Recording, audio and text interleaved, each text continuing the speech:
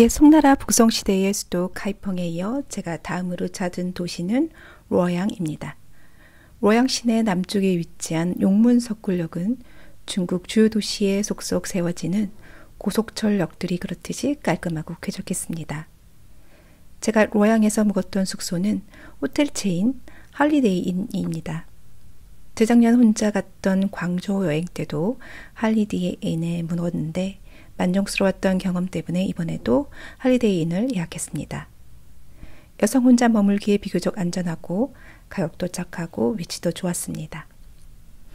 오늘 방문할 목적지는 루어양을 가로질러 흐르는 낙하북단 주왕성 광장에 있는 주천자가육 박물관입니다. 박물관 입구에 도착했습니다.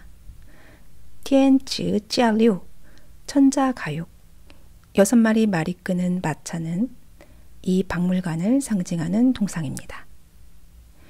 2002년 10월 주왕성 문화광장을 조성하는 공사 중에 주나라 동주시대 주왕의 거마갱이 발견되었습니다. 발굴할 당시의 모습을 그대로 두고 그 위에 박물관을 세운 것이라 지하로 내려가야 박물관을 관람할 수 있습니다. 저는 현재 낙양에 있는 주천자가육 박물관에 와 있습니다. 이곳은 주나라, 특히 동주시대 주왕의 거마갱인데요. 2002년에 발견이 되었습니다. 그 발견이 된 장소 위에 그대로 이제 두고 그 위에다 이제 박물관을 이렇게 세운 거예요. 그래서 함께 자세히 한번 둘러보도록.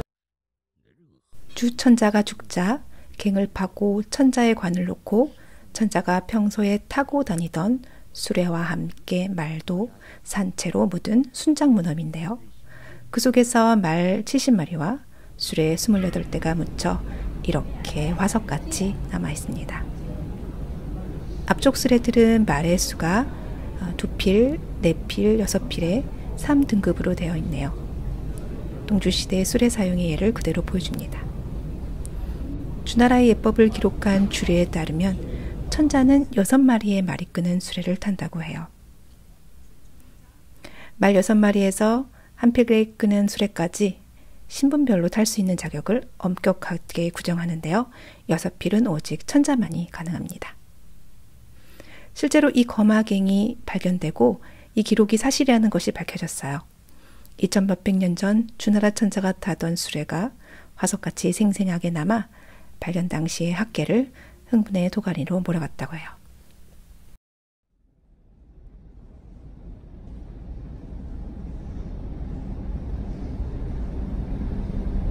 보시면은 이 마차의 바퀴의 살 그리고 바퀴의 축까지 다 온전하게 화석으로 남아 있고요.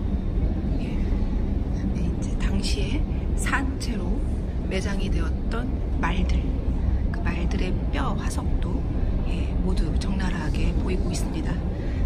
당시 주나라 때는 여전히 순장의 풍습이 있었어요. 그래서 산 사람이나 산 동물 이런 것들을 무덤에 함께 넣어주는 거죠. 죽은 사람이 4, 5세기에서도 살아생전에 누렸던 것들을 그대로 누릴 수 있게끔 이러한 순장의 풍습이 있었습니다.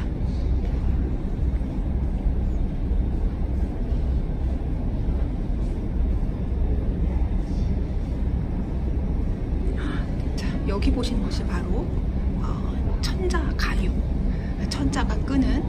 천자가 타는 6마리의 말이 끄는 마차입니다. 보시면은 정말로 6마리의 말의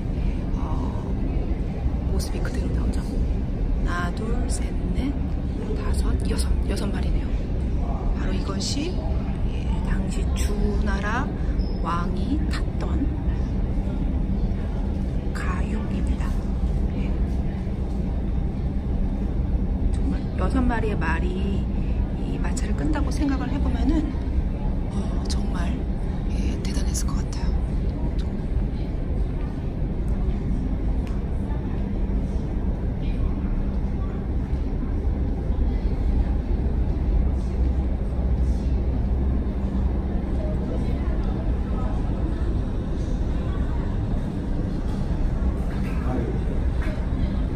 보이시나요? 6마리의 말.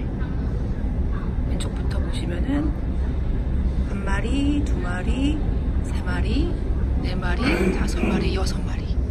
예, 6마리의 말이 끄는 마차입니다. 6마리의 말이 끄는 마차를 타고 있는 그 주나라 왕의 미용이 정말 대단했을 것 같아요.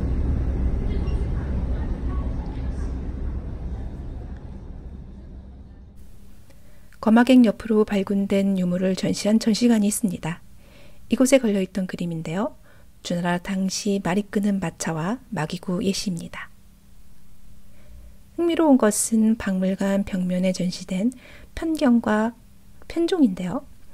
천자의 광이 있는 자리에 매장되어 있었는데 우리나라 조선시대 중묘제례 때 사용하던 악기와 매우 유사한 형태네요. 2000년이 지나도 지금의 것과 크게 달라지지 않았어요. 당시에도 음악이 중요하였음을 짐작할 수 있는데요. 저승에 가서도 음악을 즐기라고 관 옆에 편경, 편종을 넣어주었나 봅니다. 출토되는 청동기의 종류와 개수를 통해 무덤의 주인의 신분을 알 수 있어요. 주나라 때는 주천자, 그러니까 주왕은 9개의 정과 8개의 괴를 소교합니다. 정마다 각각 소고기, 양고기, 생선, 돼지고기 등이 담깁니다. 괴에는 곡식이 담기고요. 짝수의 괴와 홀수의 정으로 구성되는데요. 제후 신부는 7개의 정과 6개의 괴, 향대부는 5정 4괴, 이렇게 신분에 따라 개수가 줄어듭니다. 주나라는 1046년 무왕에 의해 세워졌어요. 770년 주나라 평왕이 수도를 동쪽의 르워양으로 통천한 이후부터 종주시대라고 불리고요. 이전의 시대를 서주시대라고 합니다. 이때부터 기원전 256년 진나라가 세워질 때까지 낙양은 비록 이름뿐이긴 했지만 중국의 천자가 사는 도읍으로 500년간 기능했습니다. 때문에 낙양 지하에 주대의 왕성 유물들이 많이 발굴됩니다. 낙양을 도읍으로 삼은 왕조는 주나라, 후한, 서진, 북이, 그리고 제2의 수도로 삼았던 왕조는 전한과 수나라, 당나라가 있었습니다. 낙하의 북면에 조왕이 머문 궁전 지역의 동쪽에 주나라의 왕릉구역에서 바로 천자가육이 발굴이 되었던 거죠. 택시를 타고 낙하를 건넙니다. 중국 미술사에서 이름이 전해지는 가장 오래된 화가 그 유명한 동진시대의 고개지에 낙신부도에 등장하는 낙신이 산다는 강입니다.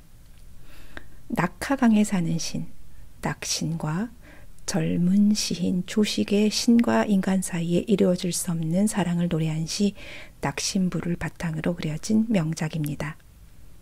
중국 회화사를 공부한 저에게 낙하를 마주하는 것은 아주 뜻깊은 감동스러운 경험이었습니다. 5m가 넘는 긴 두루마리 그림인 고개지의 낙신부도와 함께 조식이 지은 낙신부 식구를 잠시 소개해드리겠습니다.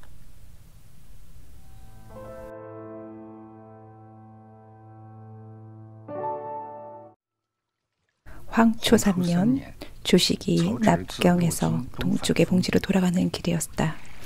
황혼역에 지친 몸으로 낙수에 도착해 잠시 쉬고 있었다.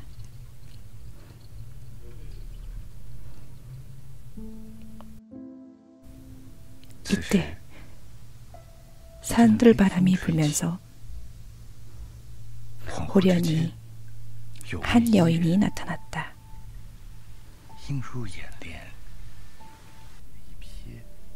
순간 그의 마음을 사로잡았다. 낙신은 얼마나 고운가. 날아오르는 기러기처럼 날렵하고 논이는 용처럼 유연하구나. 가을 국화처럼 빛나고 봄날의 소나무처럼 무성하구나. 엷은 구름에 가리운 달처럼 아련하고 흐르는 바람에 눈이 날리듯 가뿐하구나. 그는 낙수로 정을 전하고 옥패로 부름에 응했다. 다정한 여신은 흐르는 눈물을 가리키며 만남을 약속했으나 그는 인간과 신의 길이 다름에 망설이고 의심에 빠졌다. 천지간의 신령들마저도 시작하기도 전에 끝나버린 그들의 만남을 단식했다.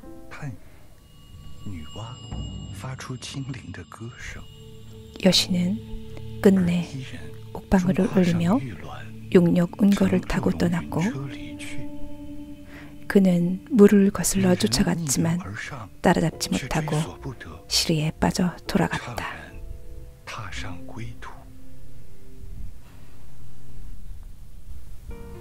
낙하를 지나 저는 곧바로 낙양 박물관으로 향했습니다. 때마침 운 좋게도 고개지에 낙심부도 특별전이 있었습니다.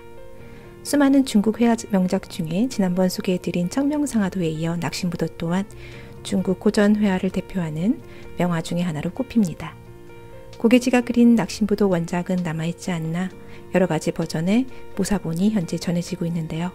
대부분의 학자들은 북경 공박물원 소장본을 4세기 동진시대 고개지의 원작에 가장 가까운 송대 모사본이라고 보고 있습니다. 제가 전시관에서 촬영해온 사진들을 잠시 감상해 보시겠습니다.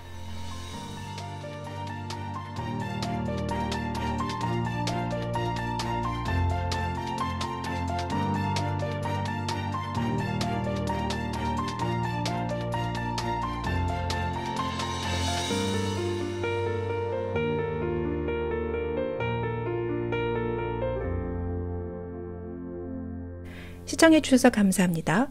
다음 영상에서는 중국 최초로 세워진 절 백마사에서 찾아뵙겠습니다.